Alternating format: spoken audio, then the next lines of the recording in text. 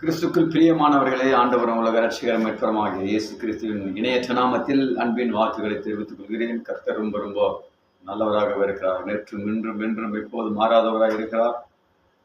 அவர் விசுவாசிக்கிறவர்கள் எப்போதும் பலனோடு கூட இருப்பார்கள். ஆமென், அல்லேலூயா. தொடர்ந்து கர்த்தருடைய வார்த்தையை கேளுங்க.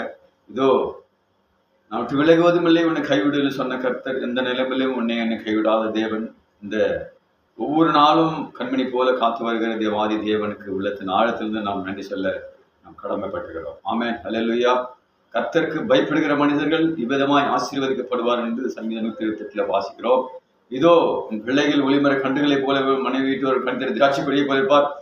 இப்படியாக கர்த்தருக்கு பயப்படுகிற பிள்ளைகள் இதோ ஒளிமர கன்றுகளைப் போலவும் செழிப்பார்கள் என்று வேதம் சொல்கிறது. என் கண்மான தேவ ஜனமே, தொடர்ந்து கர்த்தருடைய வார்த்தையை கேளுங்க. அவர் விசுவாசிக்கிறவர்கள் எப்போதும் அவர் கனி கொடுக்கிற பிள்ளைகளாய் மாறுவார்கள் என்பதற்கு சந்தேகம் இல்லை. God bless you. கர்த்தர் உங்களை ஆசீர்வதிப்பாராக. ஆமென், ஆமென்.